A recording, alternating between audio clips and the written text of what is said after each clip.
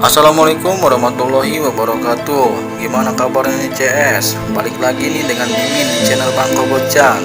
Kali ini Bang Kobocan akan mereview sebuah film dari Mamang Berry Prima yang berjudul Golok Setan.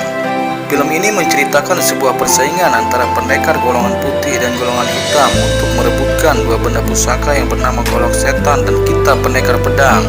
Konon katanya bagi siapa saja yang berhasil memilikinya maka dia akan menjadi penguasa di dunia persilatan.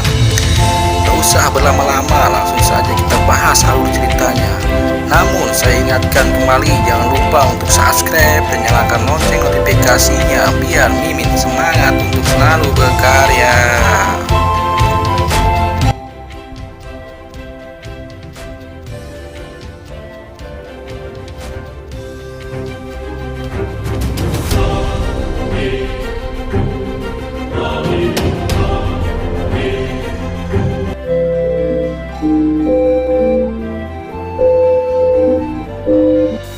Cerita diawali di sebuah desa bernama Kertopati, di mana sedang dilangsungkan proses pernikahan anak perempuan sesepuh desa itu. Mempelai prianya bernama Sanjaya dan mempelai wanitanya bernama Pitaloka, seorang pendekar yang memiliki ilmu silat cukup lumayan. Tahu si pengantin pria memiliki paras tampan, Ratu Buaya Putih langsung mengutus ajudan setianya yang bernama Bayu Jaga untuk mengagalkan akad pernikahan itu, sekaligus merebut Sanjaya dari tangan Pitaloka. Bayu Jaga langsung OTW dengan menggunakan kendaraan pribadinya yang tidak ada di zaman sekarang ini. Sesampainya di sana, Bayu Jaga langsung mengatakan bahwa dirinya diutus oleh Ratu Siluman Buaya Putih karena sang ratu menginginkan si pengantin pria untuk dijadikan pangeran di istananya. Tentu saja permintaan Bayu Jaga langsung ditolak mentah-mentah oleh Sohibul Hajat dan si pengantin. Apalagi menurut mereka desa Kertopati sudah tidak memiliki perjanjian lagi dengan kerajaan Ratu Buaya Putih. Sontak saja hal itu membuat Bayu Jaga naik pitam dan langsung menyerang warga desa Kertopati yang sudah mengepungnya. Walaupun menang jumlah, jelas sekali mereka bukanlah lawan yang seimbang buat Bayu Jaga, seorang pendekar yang terkenal tidak pilih tanding, bahkan kekejamannya sudah melebihi Psikopat CS. Pitaloka yang murka acara pernikahannya diacak-acak langsung berganti kostum dan langsung menyerang Bayu Jaga. Lagi-lagi perlawanan itu hanyalah sia-sia. Bayu Jaga masih tetap tangguh bak tembok yang berdiri menantang siapapun yang akan datang. Sampai akhirnya datang seorang pendekar yang bernama Mandala yang kebetulan singgah di desa itu. Kehadiran Mandala membuat Bayu Jaga terkejut karena Mandala ternyata bukan orang asing bagi Bayu Jaga. Sehingga pertarungan di antara mereka berdua pun tidak terelakkan lagi. Kali ini Bayu Jaga mendapat lawan yang sepadan dengannya. Bahkan terlihat ia mulai kewalahan meladeni pertarungan yang diberikan oleh Mandala. Merasa terpojok, Bayu Jaga langsung memanggil pasukan Buaya Putih untuk menghadapi Mandala. Walaupun pasukan Buaya Putih bagaikan debu-debu jalanan bagi Mandala, namun hal itu berhasil dimanfaatkan Bayu Jaga untuk menculik Sanjaya dan langsung kabur dari tempat itu. Mandala mencoba mengejar Bayu Jaga, namun dirinya mendapatkan sebuah wangsit bahwa gurunya sedang dalam bahaya. Sehingga ia memutuskan untuk kembali ke padepokannya.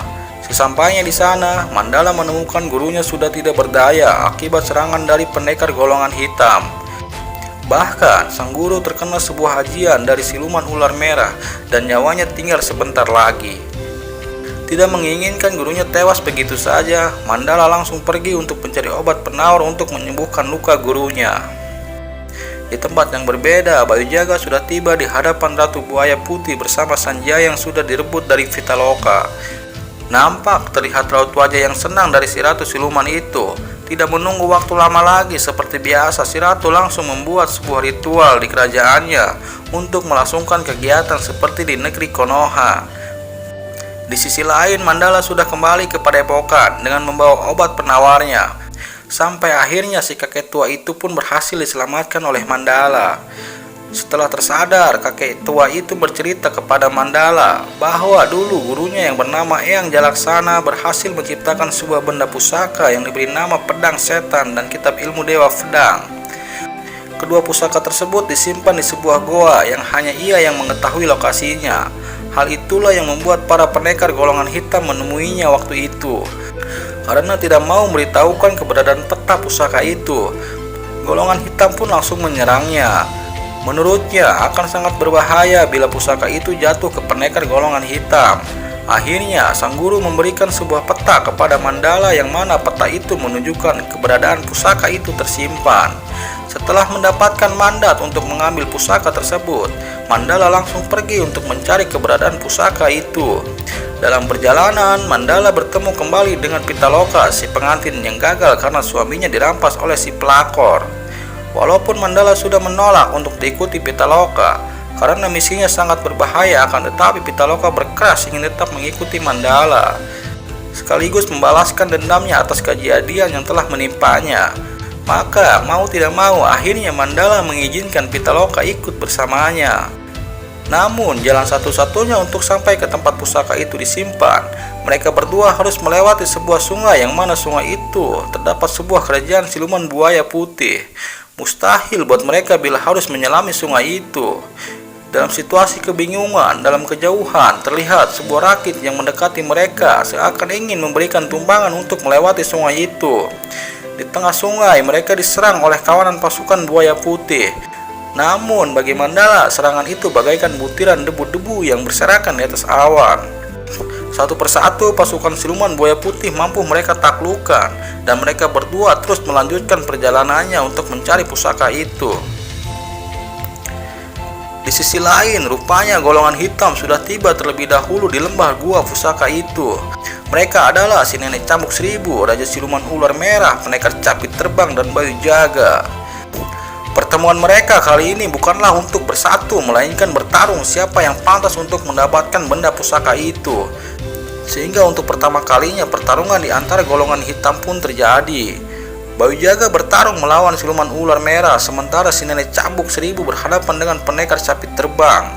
Di tengah pertarungan, formasi mereka berubah, yang mana si capit terbang mendapatkan serangan langsung dari 3 pendekar hitam yang bersatu.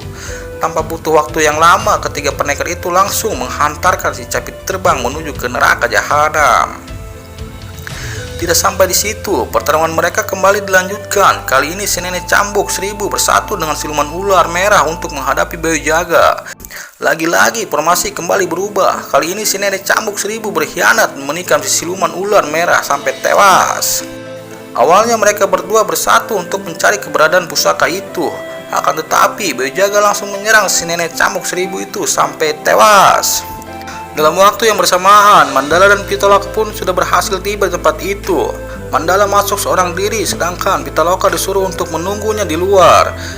Rintangan demi rintangan dihadapi oleh Mandala, bahkan dia harus menghadapi seorang monster berkepala mata satu. Akan tetapi monster tersebut berhasil ditaklukkan oleh Mandala, sehingga akhirnya Mandala berhasil menemukan keberadaan pusaka itu.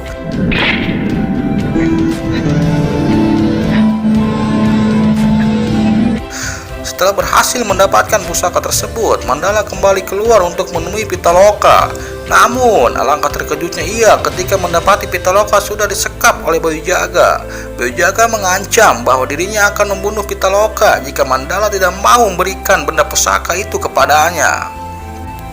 Sebagai kesatria sejati, mau tidak mau akhirnya Mandala melemparkan pedang itu tepat di hadapan Bayu Jaga.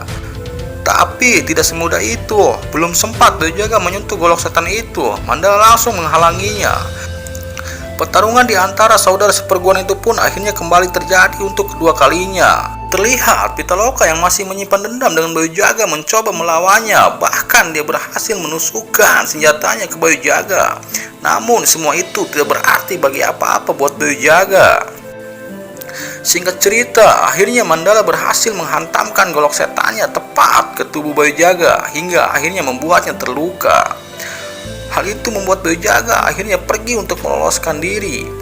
Sesampainya di istana siluman buaya putih, Bayu Jaga harus dihadapkan dengan kenyataan pahit karena sang ratu tidak terima atas kegagalan Bayu Jaga yang tidak bisa membawa pusaka yang diinginkan sang ratu ke hadapannya. Bagi ratu tidak ada kesempatan untuk orang yang sudah gagal sekalipun itu adalah abdi kepercayaannya.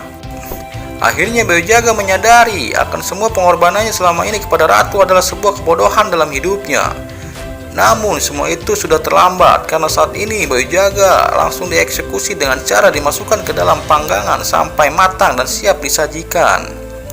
Di sisi lain, Mandala yang sudah berjanji kepada Pitaloka yang akan menemukannya dengan calon suaminya, mau tidak mau harus membawa Pitaloka ke kerajaan siluman buaya putih.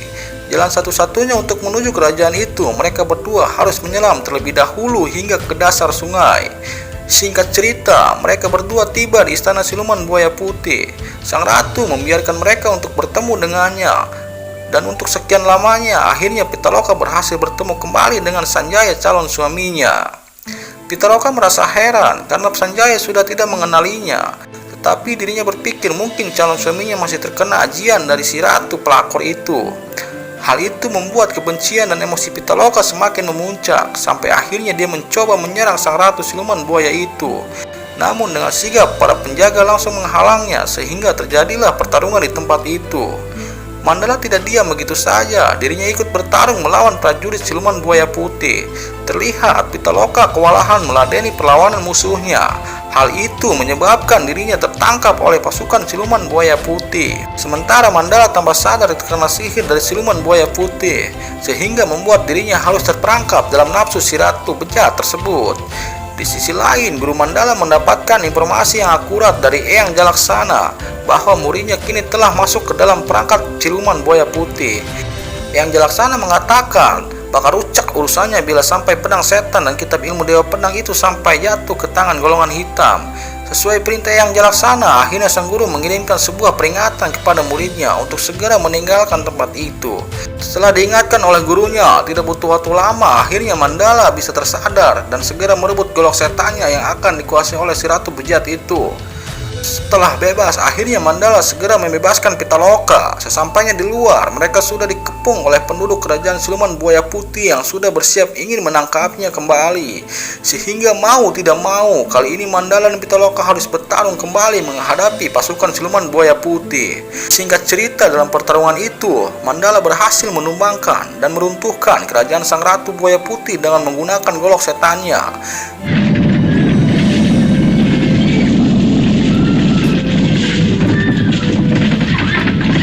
Film ditutup dengan Mandala yang melanjutkan perjalanannya kembali dan Pitaloka kini bisa hidup bersama lagi dengan suaminya yang dulu direbut oleh si pelakor, dan film pun selesai.